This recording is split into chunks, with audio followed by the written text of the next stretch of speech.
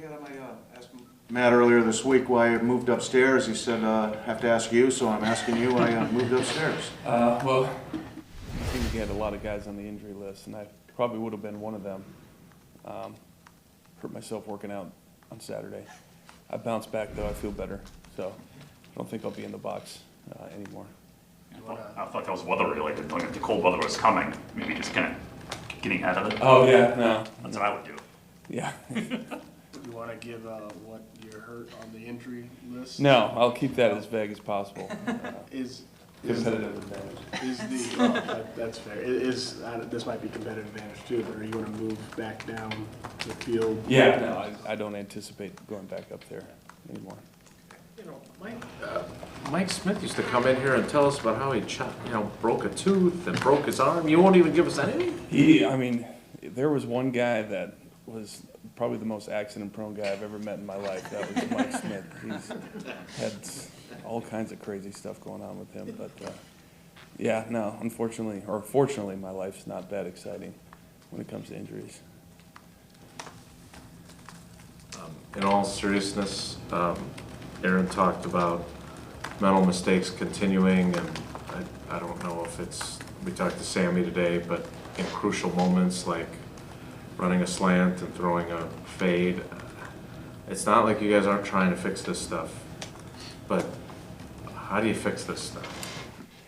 Yeah, that's probably been one of the most frustrating things about the season is, you try and address things that have been going wrong, and whether it doesn't get fixed or something new pops up, that unforeseen errors.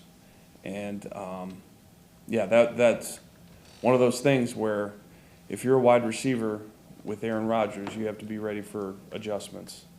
And that's why those guys have to be so locked in and just on the same page. And when you're not, obviously, we're not clicking on all cylinders. So that's an example right there of us just not being on the same page. So we just got to keep working at it, keep drilling it, and just be better. The play where Tunyon and Lazard were running wide open down the middle of the field, Aaron said that the spacing was off on their routes, and that messed with his eye level. Can you explain, for people that maybe don't know, how much that messes with you as a quarterback, why you can't just make a play anyway when it's there?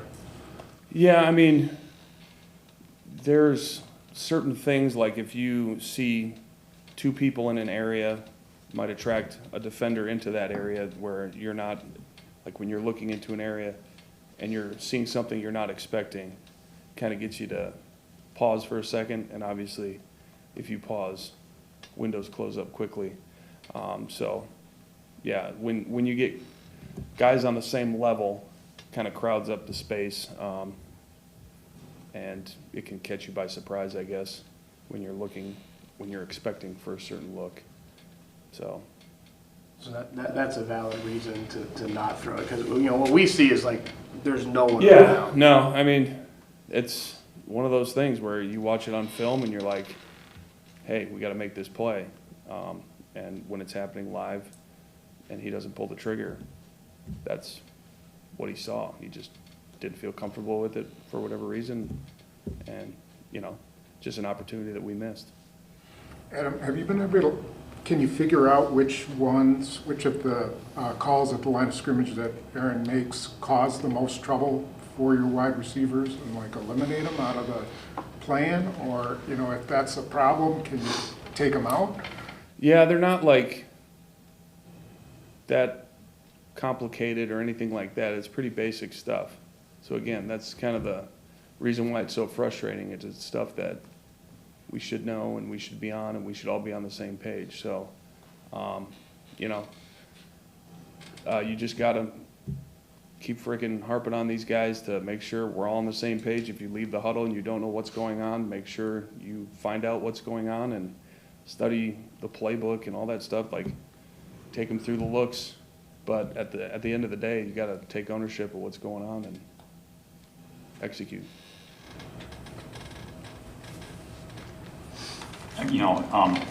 Aaron and Matt and Goody all through the spring and summer said the offense would be a work in progress, and obviously it hasn't. Where has the progress been? And I just see the big picture of points and all that, but where do you look at the offense and say, well, this is trending a good way? Well, you look at, we're moving the ball. You look at yards per game, things like that. We're moving the ball pretty well. I would say the biggest thing that we need to do is once we get to the 30-yard line, we need to come away with points. And we really have done a poor job with that for a multitude of reasons: turnovers, penalties, errors that just keep us out of field goal range or keep us from scoring touchdowns. And obviously, got to score points to win. And we've really struggled with that the last 4 or 5 weeks now. So it's just a matter of focus. And when you get into those situations, recognizing that you're in that situation, dialing it back or changing certain things that you want to do in order to make sure that you're as efficient as possible. I look at, our first, basically the Detroit game where we're moving the ball pretty well, and it's just 3 times turnovers in the red zone. That's a lot of points we're not scoring. So that's the story of the game right there for why we didn't succeed in that game. And it's kind of been the case in a few games this year, which is unfortunate. But as far as progress, again, third downs we've been pretty good. Yards per game we've been solid. Not great, but solid. So it's just there's things to build on. Rushing, we've had some really good performances there. And we just got to stay positive, look at what we do well, keep doing those things, and address what we're failing at and make sure we fix that. Steno, I know you've been trying to expect the unexpected on your offensive line. I'm not sure I've ever seen a guy not play in the second half and then come back for the 2-minute drive without having suffered an injury in the game that he had to come back for. Just how are you approaching the uncertainty now, not just of whether Dave's going to play or not, but whether he's going to be able to keep going, and how is that process working? I think a lot of that, for that particular case, had to do with how his knee was reacting to the turf in Ford Field. So hopefully, I don't think we have any more turf games this year, but hopefully we don't have to worry about that as far as making his knee react a certain way. But yeah, it's tough. It really is. And, you trust the guys, they're out there battling and just want to go out there and compete with their teammates. For whatever reason, he felt like he couldn't go. And I saw him as I was up in the box looking down, just riding a bike, trying to get his knee loosened up, heat, ice, whatever he was doing down there to try and get it going. So fortunately, we had him for the last drive of the game, which was good. And the positive note, when he's out there, he's playing at a really high level. So if we can get over the hump with this, that's a good thing with how he's performing when he's on the field. But I will say the guys as a whole have done a great job just being flexible, stepping up. Zach Tom's doing a great job. Kind of reminds me of what Elton had to do a few years ago. He's no flinch, can play multiple positions, play at a pretty solid level. So I'm happy with how he's progressing. In a perfect world, where does his best spot, do you think? Since you've seen him play everywhere now. I would say probably interior, just with his stature. He doesn't have your typical tackle body with the length and all that stuff. He's very athletic. He's stout. He's more physical than you think in the run game. Very intelligent. So I think inside would probably be his best position as his career progresses. But, he's shown to be all right on the edge too. So he has that versatility to do everything. Does he have a body to carry more weight? I think so, yeah. I think as he, keeps working out, gets a couple off seasons under him, his frame should fill out even more than what it already is.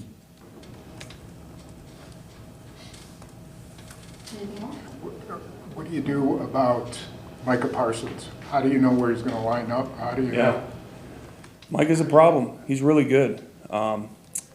And you have to put a specific plan together to make sure you account in protection with where he's at all the time. that's, you know, a big thing that you have to just talk about. Rep, specific guy has his number in practice, you know what I mean? One of those things where you just got to be aware of where he's at. Kind of reminds me of what, you know, they used to do with Jadeveon Clowney in Houston a few years ago when he was really rolling. So, yeah, he's really good. And the thing is, they have a bunch of other really good defensive linemen too, so you can't just focus all your energy on him and forget about DeMarcus Lawrence or anyone else. So it's going to be a big challenge for us. I'm excited for it. I know our guys are excited for it, so I'm looking forward to this Sunday.